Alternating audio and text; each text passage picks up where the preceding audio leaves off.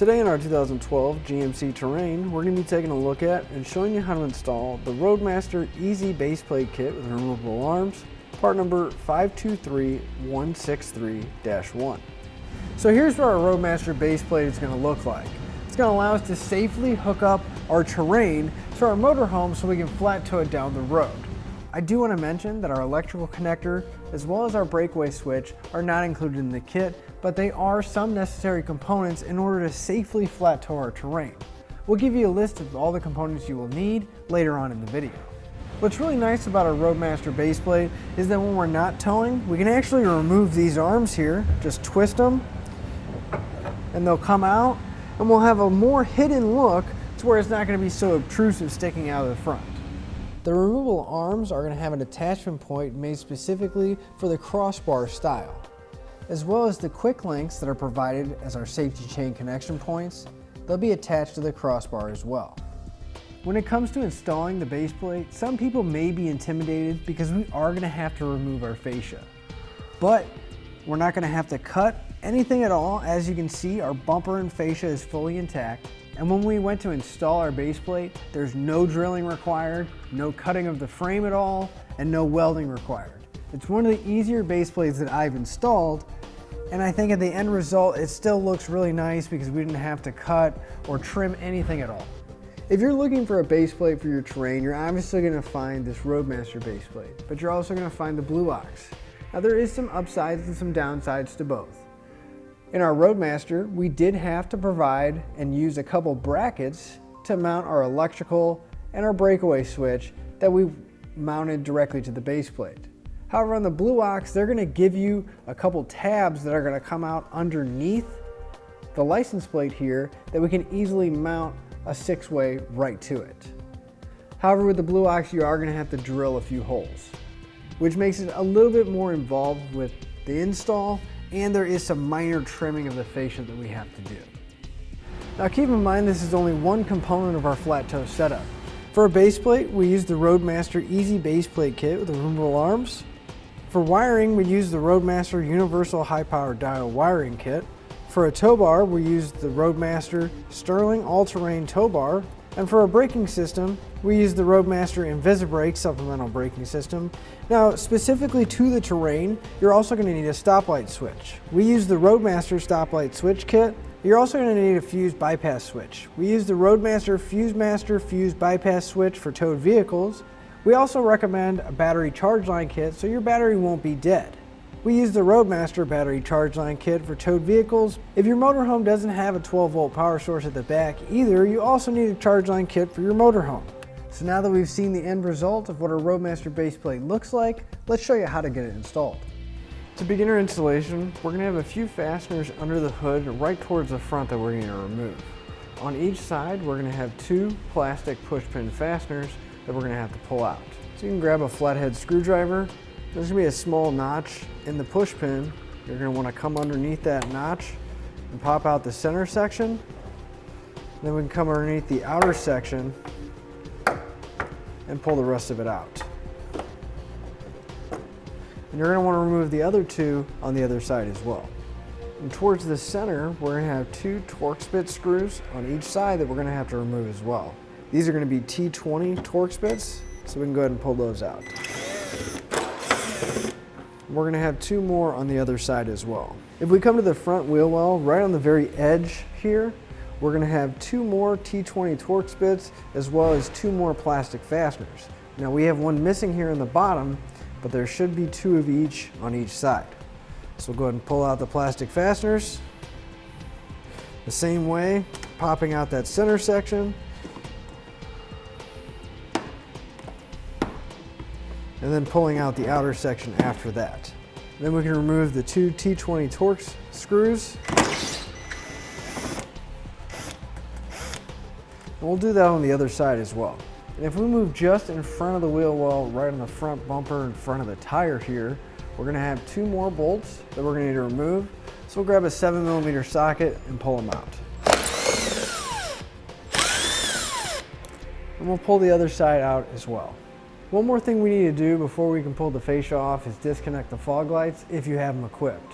So we can come underneath the front bumper here, and if we reach up behind the bumper, we'll be able to reach the fog light itself. So our fog light's gonna be right here, and if we turn the entire bulb counterclockwise, we can pull it out. Now you wanna be very careful not to touch the actual bulb itself. And once we have the fascia off, we can disconnect that bulb and not have to worry about it. So we're gonna go ahead and do the same thing on the other side. Now we're gonna go ahead and pull the fascia off. Now it's a good idea to get an extra set of hands so we can evenly take off each side. We're gonna start here at the corner where our fender meets our fascia. I'm gonna gently pull the wheel well liner back a little bit, and you're gonna start pulling the fascia away from the car. And if you lift up right here at the corner underneath the headlight, it'll come out a little bit easier. You're just gonna wanna work your way towards the center.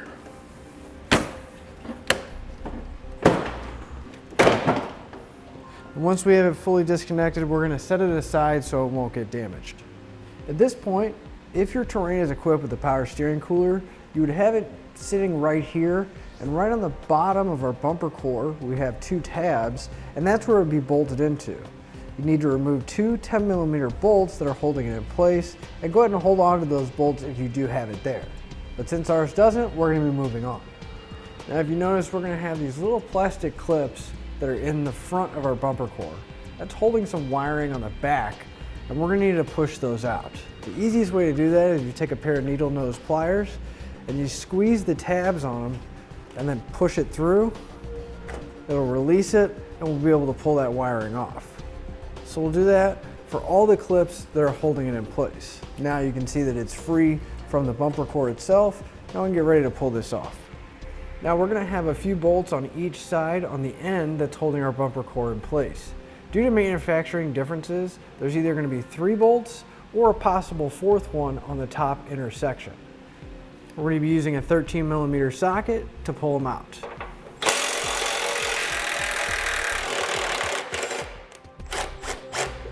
I'm gonna leave that last bolt on each side pretty loose, that way my bumper core doesn't fall off. So we'll go ahead and go to the other side and remove the other ones as well. With all the bolts removed, we can go ahead and set our bumper core aside, and it's not gonna be getting reinstalled. Now we're gonna have our ambient temperature sensor right here down at the bottom of the core support, and we're gonna need to unclip it so that it's free. So you take a trim panel tool or a flathead screwdriver, and you're just gonna pry up so that we can release that clip and pull the sensor out. And we're also gonna have a clip holding the wire on each side of the frame here. So again, just take a plastic trim panel tool or a flathead screwdriver and pop those clips out. There's gonna be one on each side. We're gonna take the factory bolts that we removed. If you removed 8 of them, we're only gonna need 6. And then we're gonna take some thread locker and apply it to the bolt on each one of them. Now if you need some thread locker, you can pick some up on our website at etrailer.com using part number LT37420. So we can take our main receiver brace now. You want to make sure that those round tubes are at the bottom. And we're going to go over the frame here and line it up with the holes that we took our bumper core out of. And then on each side, just to make sure that it's secure, we're going to take one of the bolts and put it in hand tight so it'll help support it, and then we can get the rest of the hardware in place. And we're going to be replacing 3 fasteners on each side. So now we're going to tighten our bolts back up using that same 13mm socket.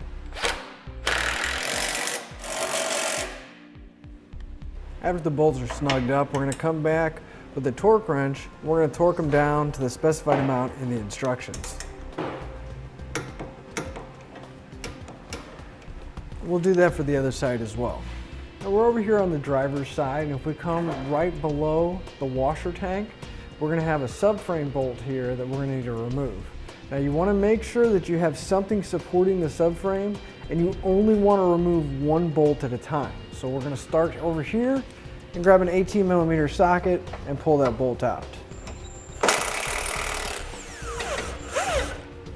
So we're going to grab our lower brace, and you can see that it's going to have a round hole on one end and then 2 holes on the other end. We're gonna hold it up. Just to give you an idea, this is how it's gonna sit. But before we put it in place, we're gonna wanna grab the M14 bolt that's in our kit. That's the rather long bolt that we have in our kit. And we're gonna follow up that bolt with an M14 lock washer. Now there's gonna be 2 of these lock washers in our kit that are just slightly bigger than all the other ones. We can take our bolt and we're gonna pass it through our bracket. And before we thread it in place, we're gonna grab one of our spacers that go on top of the bracket.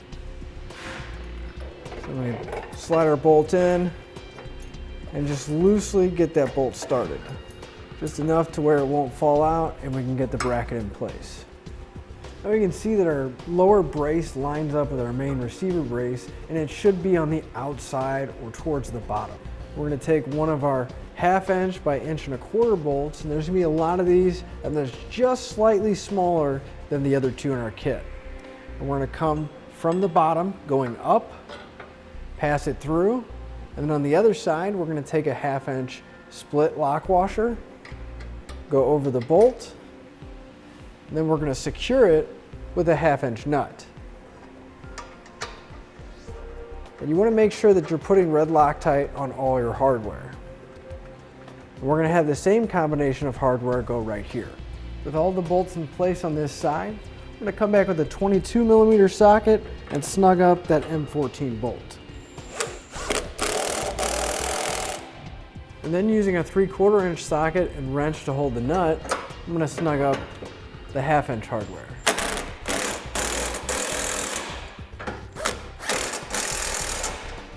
Now we can come back with that same 3/4 inch wrench and socket, and we're gonna torque down our hardware to the specified amount in the instructions.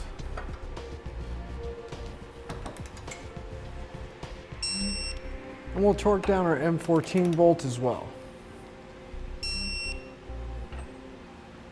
So with this side done, we're gonna go ahead and repeat that entire process on the other side. Working on the driver's side, we're gonna come to our washer tank, and we're gonna have 1 bolt and 1 nut that we're gonna have to remove. We're gonna grab a 10mm socket and pull those out.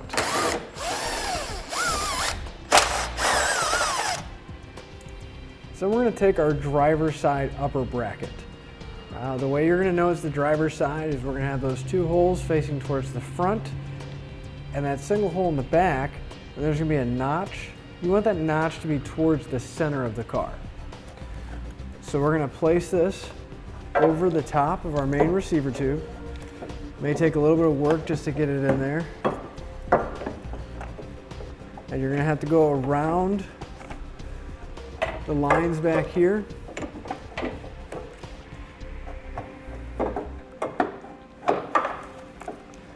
You wanna make sure that the 2 holes line up with the 2 holes on the main receiver brace. Once we get it pretty close to being lined up and in position, we can get ready to secure it. So once we have it lined up, we're gonna take another one of our 1/2 inch by 1¼ inch bolts coming from the top and go through the top upper bracket and the main receiver brace. And we're gonna secure it with a 1/2 inch split lock washer, followed up by a 1/2 inch nut. We'll do that for the other hole here as well. Now we're gonna have a 3rd mounting point for our upper bracket, which is gonna be going through the frame here. So we have a little bit of wiggle room where we can move our washer tank, but if you need a little bit more, we can come to, there's a 3rd 10mm bolt holding it in. We can loosen that up so we can swing our washer tank out of the way. So you don't want to completely remove it, you just want to loosen it up enough so that you can get in here to make all of our connections. So now we're going to take our 1/2 inch by 1.5 inch long bolt, and we're going to be going through the bracket, through the frame, towards the back of the car. And it should come out right behind the washer tank here. And then we're going to take our plate and we're going to slide it in behind there so the bolt can go through and secure it down with some hardware. We're going to follow that plate up with a 1/2 inch lock washer. and then finally secure it down with a 1/2" nut. So now we're going to come back with a 3/4 inch socket and wrench, and we're going to torque down our hardware to the specified amount in the instructions. And we'll repeat that for all of our remaining hardware. And to torque this back bolt, it is going to be a lot easier if you have an extension so that you can reach the bolt and then slip the wrench in behind the washer tank. And we're going to repeat that same process for the other side. Then we're going to replace the bolt and nut holding our washer tank in place. Again, using that 10mm socket. Now our kit is going to come with some included zip ties, and we're going to zip tie our ambient temperature sensor along with the wiring harness directly to the center of the cross tube of our main receiver brace. So to make sure that it's going to be secure and those wires aren't jumping around, coming in contact with the radiator. We're just going to go along, putting a couple zip ties along the main receiver brace.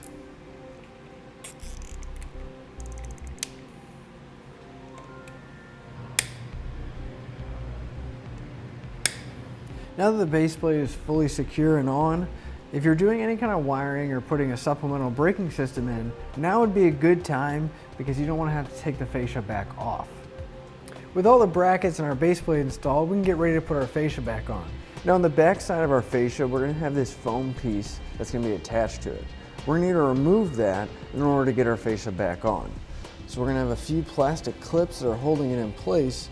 So if we just take a pair of needle nose pliers, we're going to squeeze that clip together to where we can slide the foam out. And there should be a total of 4 of them, one on the outer edge and one towards the center on each side. So once we have all the clips released, we can pull the foam out and we're not going to be reinstalling it. Now with an extra set of hands, we can put our fascia back in place. Before we do though, we're going to go ahead and plug in the fog lights so that we don't have to reach up underneath and get them. Now with the base plate being installed, we may have to work around the brackets and the points where it's going through. And once we have the middle lined up and everything's coming through, like our breakaway switch and our wiring, we're just going to go around the edges, making sure everything's lined up, and start pushing everything back in place.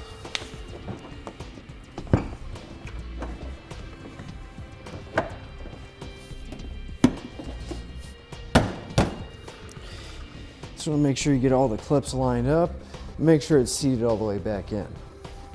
Now with our fascia back in place, we can go ahead and put all the fasteners back in that were holding it down,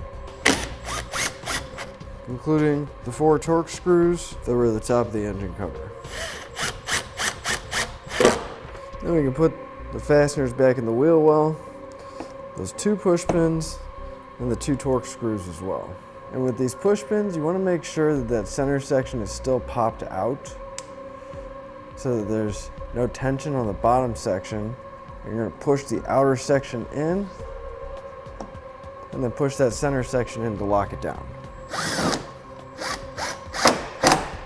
And finally, we can put the 2 screws back in the bottom by the front fender well.